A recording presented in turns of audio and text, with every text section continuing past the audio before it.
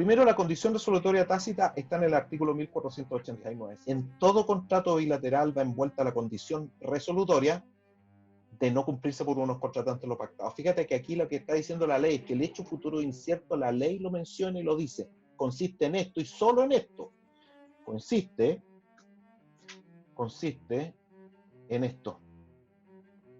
Ese es el hecho que constituye la condición. Este es el jinete del caballo. Fíjate que aquí no está hablando de la obligación, está describiendo al jinete. Porque la obligación es del caballo, la condición es del jinete. En todo contrato bilateral, del cual obviamente surgen obligaciones, va envuelta la condición resolutoria de ¿qué? De no cumplirse con los contratos de pacto. Ahora, ¿qué pasa si, y aquí esto da lugar a una división, y esto también es importante tenerlo en cuenta. Aquí ocurre lo que viene acá. ¿Y qué pasa? Pero, ¿qué hacemos con esto? En tal caso podrá el otro contratante, es decir, el cumplidor, frente a un contratante incumplidor, pedir a su arbitrio. Y aquí está la diferencia. Usted tiene dos caminos a tomar. No puede tomar dos caminos a la vez. Así como usted no puede casarse con dos personas a la vez, tampoco puede ejercer estas dos acciones a la vez. Tiene que optar por una de ellas. ¿Cuáles son? Resolución del contrato. Esa es una cosa, que es el efecto. Eso es lo que se llama la acción resolutoria. Y fíjate tú que la acción resolutoria es otro tema que se trata más adelante después de este. Esa es la acción resolutoria, que emana de una condición resolutoria tácita cumplida. Es decir, no te pagaron. Tú puedes pedir que se extinga el contrato con el efecto retroactivo de que hablábamos hace un rato. Esa es una posibilidad. Esa es la posibilidad que nunca toma Falabella cuando no le pagas el televisor. La otra posibilidad es pedir el cumplimiento del contrato. Es decir, págame el dinero, entrégame el auto, hazme la tradición de la casa, constituye la hipoteca, tápame la muela, defiéndeme en juicio. Es decir, cualquiera sea la obligación que nació de ese contrato que esté incumplido. Cúmpleme, por favor. Y si tengo un título ejecutivo con una letra de cambio, pagaré, cheque, escritura pública, y la deuda es líquida actualmente exigible, puedo demandarte ejecutivamente y embargarte, si es necesario. Esas son las dos acciones que va una o la otra. Pero hay una tercera opción, y es que además puedas pedir indemnización de perjuicio. Esto, y de aquí nace, de estas sencillas palabras que salen acá, con indemnización de perjuicio, es donde nace la responsabilidad civil contractual. De aquí, ¿de qué viene? Fíjate tú que para que tú puedas ejercer esta tercera acción, recuerda que está la resolución del contrato, cumplimiento forzado, que es otra acción, pero también hay una tercera acción, ejercer la acción de indemnización de perjuicios contractuales. Esta tercera opción, en la redacción de este artículo, debiese ser un corolario de una de las otras dos. Es decir, según esta redacción, aparentemente, tú solo puedes pedir indemnización de perjuicios si antes has interpuesto la de resolución o la de cumplimiento. Así se entendía antes. Hoy en día se entiende que es una tercera acción independiente, es decir, tú podrías ejercer solo la acción de indemnización de perjuicios contractual sin necesidad de pedir resolución o de pedir cumplimiento forzado. En ciertas situaciones esto puede ser conveniente y muy conveniente. Esto es una jurisprudencia que tendrá no más de 10 años ya de vigencia, en que se ha entendido que es independiente esta acción. Así que hay tres acciones distintas y esto da lugar a tres temas distintos más adelante. Primer tema, acción resolutoria. Segundo tema, acción de cumplimiento de la obligación, que en realidad no es mucho que decir de eso, o sea, cumple. Eso se estudia más en procesal cuando se habla de los juicios ejecutivos, porque ese es el cumplimiento por excelencia. Cuando tú cuentas con un título ejecutivo, puedes pedir el cumplimiento a toda velocidad y en un procedimiento que es extremadamente ágil, que es el procedimiento ejecutivo. Así que ahí no vamos a hablar mucho. Muy poquito lo que se habla de eso. Lo importante, sí, es la acción resolutoria y la acción de indemnización de perjuicio. Y fíjate que los requisitos de ella son estos, los de la acción resolutoria, y esto de la acción de indemnización de perjuicio contractual. Pero se superponen algunos de esos requisitos. Algunos requisitos son tanto de la acción resolutoria como de la indemnización de perjuicio. Por lo tanto, tienes que tener cuidado, no confundir estas dos acciones solo con las circunstancias de que tienen algunos requisitos que son comunes. ¿Mm? No todos, no todos ellos se da esto. Por ejemplo, la mora es un requisito de la indemnización de perjuicio, pero no de la resolución. En la resolución, lo que usted pide es que el juez actúe como un verdugo. En la condición resolutoria ordinaria, el hecho de que una persona se case, de que María se case con Juan, produce de forma automática la extinción del derecho de dominio de Juan sobre la casa.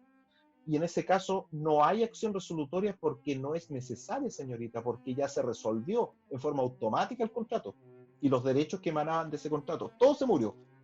La única acción que procede ahí es la de restitución. Oye, devuélveme la casa, dice Pedro. Pero Pedro no tiene que demandar resolución de contrato, no es necesario. En cambio, aquí la condición resolutoria tácita es al revés. Acá, producido el incumplimiento de la obligación, no tiene un efecto automático. Se produce el retardo en que no estás pagando, se produce la mora en que te advierte el acreedor, oye, tú no me has pagado, que viene a ser una especie de estrellita negativa en la frente que le pone al deudor.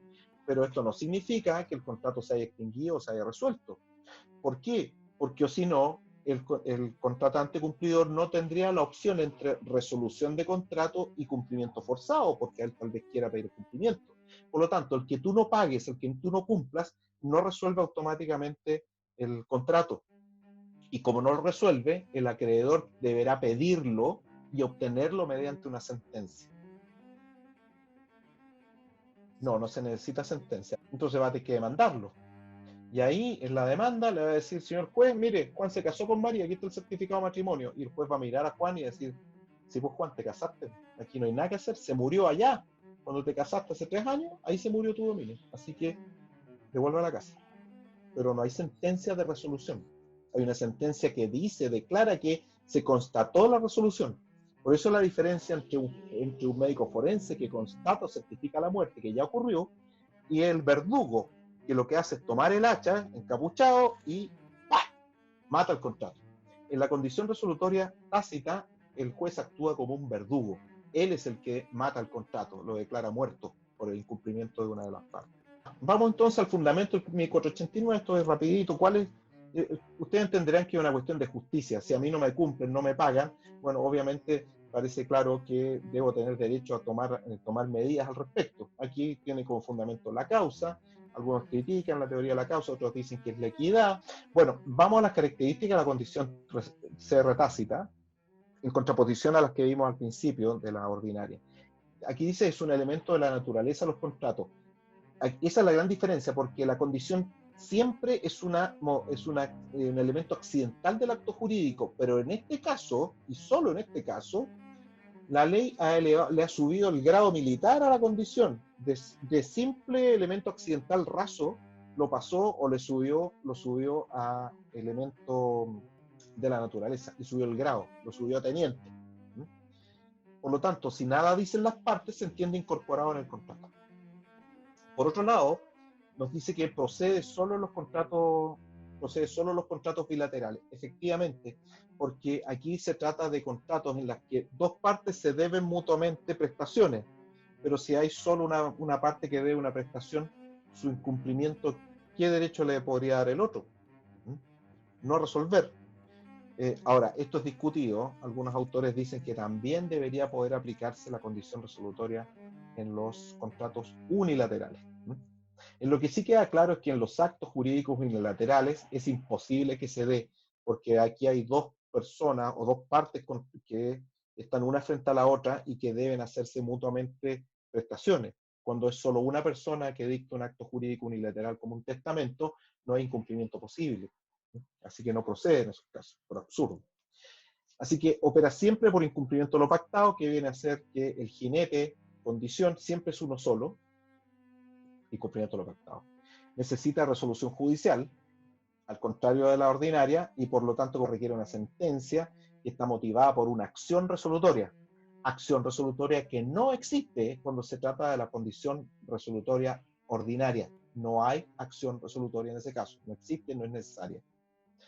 Puede pedirse indemnización de perjuicio, pero no en forma aislada. Esto que sale aquí en la diapositiva responde a la antigua concepción de la acción de indemnización de perjuicios contractual. Eso hoy día deberíamos considerarlo out, fuera.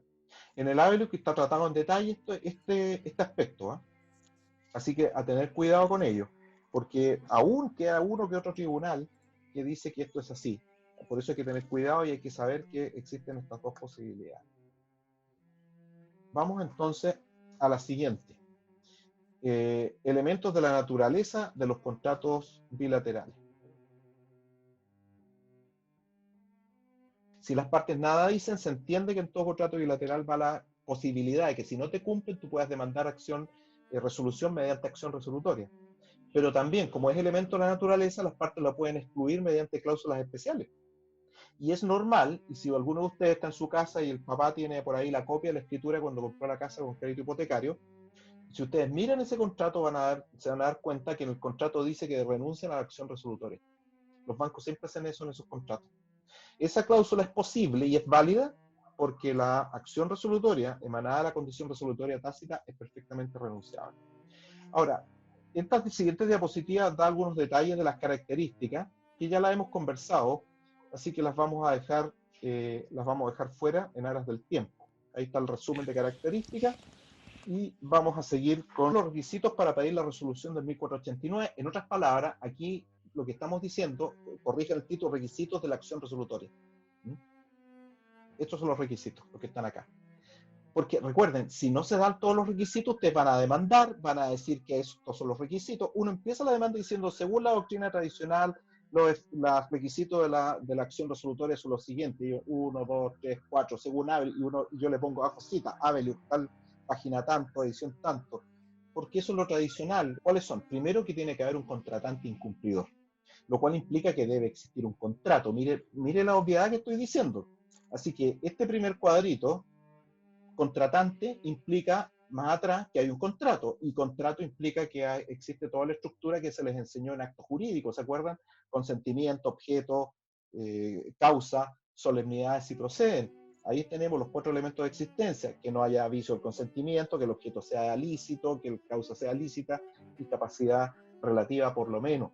Ahí están los requisitos completos del acto jurídico. Y ahora, para que sea contrato, debe crear derechos y no extinguirlos ni modificarlos. Eso es lo que es esencia de un contrato. Ya, tenemos un contrato entonces, que es saber todo eso hacia atrás. Y te lo podrían discutir, entre paréntesis. Una forma de defenderse de una acción de resolución de contrato es presentar una demanda de nulidad de contrato, diciendo que el contrato es nulo. ¿Por qué? Por vicio de consentimiento, por ejemplo. Lo cual echa abajo todo lo que estamos alegando acá. Así que a un ataque, una defensa. Esto es como el ajedrez.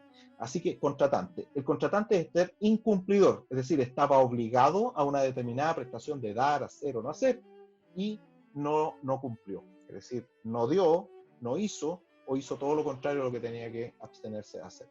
Eso es contratante incumplidor. Cada una de las palabras que está aquí implica un ingrediente, un elemento que está lleno de otros componentes y que puedes hacer caer alegando la falta de un componente interno. Después que esté constituido en mora. Esto es sumamente importante, porque si ustedes se dan cuenta, incumplidor significa incumplimiento.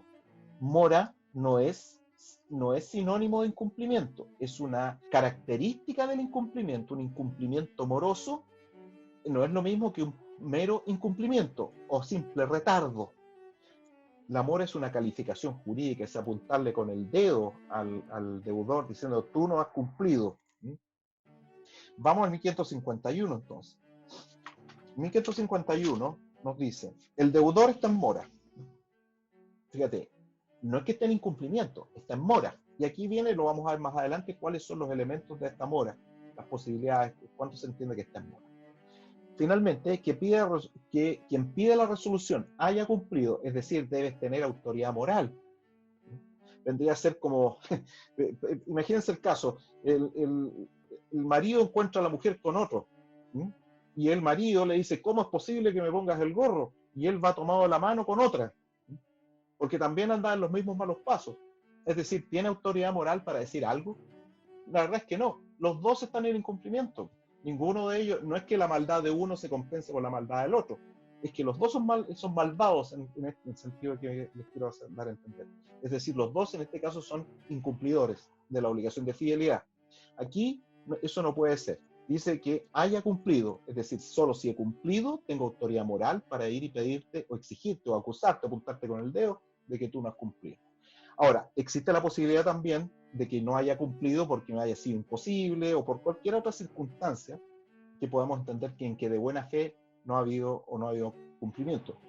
En ese caso, que se allane a hacerlo, es decir, yo en un contrato, en una demanda, puedo decir que el contrato, dentro del contrato yo soy un demandante cumplidor, porque declaro, me encuentro ya no cumplir las obligaciones emanadas del contrato que están pendientes porque mi contratante o mi contraparte en este juicio no me permitió la entrada a la obra, por ejemplo.